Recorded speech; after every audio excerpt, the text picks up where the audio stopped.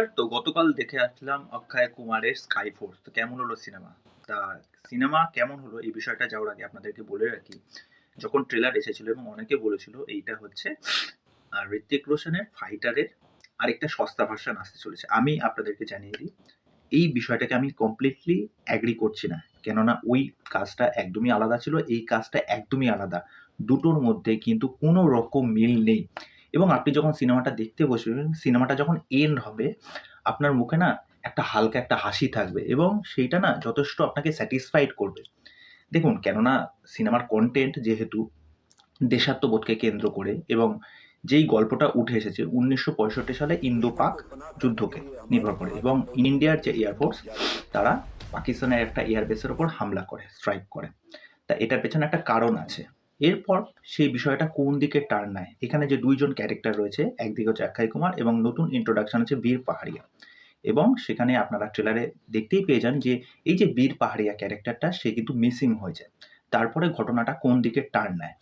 তা প্রথমত দেখুন, এই সিনেমাটা যেরকমভাবে স্টার্টিং নেয়, এখানে অক্ষয় কুমার তাকে যেভাবে ইন্ট্রোডাকশন দেওয়া হয়েছে এবং অক্ষয় কুমারকে যখন আমরা ফার্স্ট টাইম এরকমভাবে দেখি, কিন্তু দারুণ! অক্ষয় কুমারকে ওই ড্রেসে মানে সেই যে দেশাত্মবোধক ব্যাপারটা না, তার কথাবার্তা, তার হাঁটাচলা, সেই যে মোমেন্টগুলো আনছে, সেইগুলো কিন্তু প্রত্যেকটা দেখার মতো। ওকে? আর এখানে যে নতুন ক্যারেক্টার উঠে এসেছে যে বীর পাহাড়িয়া, সেই ছেলেটাও কিন্তু যথেষ্ট প্রমিসিং। ওকে? প্রথমেই গল্পটা যেরকমভাবে শুরু হয়, নানা রকমভাবে ক্যারেক্টার ইন্ট্রোডাকশন হচ্ছে, নানা রকম ফাইট সিকোয়েন্স দেখতে পাচ্ছি, নানা রকম ওই আকাশপথে এরিয়াল শট দেখাচ্ছে। সেইগুলো কিন্তু যথেষ্ট ভালো। ভিএফএক্স হ্যাঁ, আপনারা বলতে পারেন যে ফাইটারের মতো হয়তো ভিএফএক্স না। কিন্তু সেটাকে কিন্তু একদম কমজোরিও বলা যায় না। ঘটনাটা এমন হচ্ছে যে ইন্টারভেলের আগে ঘটনাটা একরকম, কিন্তু ইন্টারভেলের পর ঘটনাটা কিন্তু পুরো ইনভেস্টিগেশনে পরিণত হয়ে যায়। যার ফলে এই সিনেমাটা অন্যান্য অনেক সিনেমার থেকে কিন্তু অনেকটা ডিফারেন্ট এবং সেই ব্যাপারটার মধ্যে অনেকটা ইমোশন জড়িয়ে আছে, যেটা কিন্তু আপনাকে হিট করতে বাধ্য হবে। ওকে?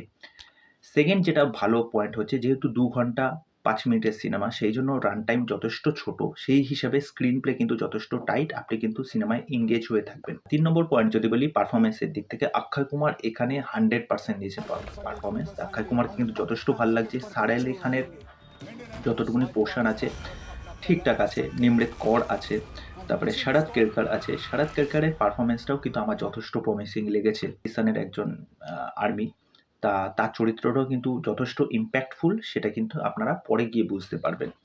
৪ নম্বর যেটা পয়েন্ট বলব, দেখুন যে সমস্ত জায়গায় আমরা ব্যাকগ্রাউন্ড মিউজিকে গানগুলো শুনতে পাচ্ছি, মানে দেশাত্মবোধক হিসাবে, সেটা বি পার্কের হোক বা অন্যান্য যেকোনো সিঙ্গারের হোক, সেই গানগুলো কিন্তু ঠিকঠাক মতো ওখানে অ্যাডজাস্ট করেছে। অ্যাকশনের দৃশ্য যদি বলি, অ্যাকশনের দৃশ্য কিন্তু যথেষ্ট ভালো। মানে সিনেমার ফার্স্ট হাফে যদি বলি। তো ওভারঅল গল্পের যা ন্যারেটিভ, গল্পের যা স্কেল, যে এরিয়াল অ্যাকশনগুলো দেখানো হয়েছে, প্রত্যেকের যা পারফরম্যান্স, গল্প কিন্তু আপনাদের মন ছুঁয়ে যাবে। আপনাদের যথেষ্ট ভাল লাগবে। তা ওভারঅল এই সিনেমার যা এক্সপেরিয়েন্স, আমি বিগত কয়েক বছরে অক্ষয় কুমারের যা পারফরম্যান্স দেখেছি, এই গল্পটা কিন্তু তার থেকে অনেকটাই আলাদা। অক্ষয় কুমারের পারফরম্যান্স খুব ভালো। নতুন যে ছেলেটি বীর পাহাড়িয়া, তারও খুব অ্যাক্টিং খুবই ভালো। তা শেষমেশ একটা কথাই বলতে চাই, যারা অন্য সিনেমার সাথে এটাকে কম্পেয়ার করার চেষ্টা করছেন, এটা কিন্তু একদমই করতে যাবেন না। সিনেমাটা আপনারা দেখে আসুন, দেখে আসলে কিন্তু বুঝতে পারবেন। এটা কিন্তু যথেষ্ট ভালো একটা সিনেমা হয়েছে। আর আপনাদের পয়সা কিন্তু এক ফোঁটাও ওয়েস্ট হবে না। সিনেমার অ্যাকশন বলুন, অক্ষয় কুমারের পারফরম্যান্স বলুন, ওভারঅল এই সিনেমার স্ক্রিন প্লে, এই সিনেমার মধ্যে যে ইমোশনাল মুহূর্তগুলো বা ইনভেস্টিগেশনের কিছু, কিছু জিনিসপত্র দেখানো হবে, অক্ষয় কুমার যেভাবে মরিয়া হয়ে তার যে সাথী আছে তাকে খোঁজার চেষ্টা করবে, যেটা কিন্তু ট্রেলারে দেখিয়ে দিয়েছিল। তো সেই জায়গাগুলো কিন্তু খুব সুন্দরভাবে এখানে এস্টাবলিশড করা হয়েছে। তো ওভারঅল আমার 'স্কাই ফোর্স' ভালো লেগেছে। আপনারা নির্দ্বিধায় সিনেমাটা দেখে আসুন। দেখে আসার পর আপনাদের কি মতামত সেটা অবশ্যই আমাকে কমেন্ট করে জানান।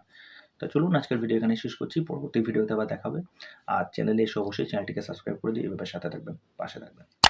নমস্কার।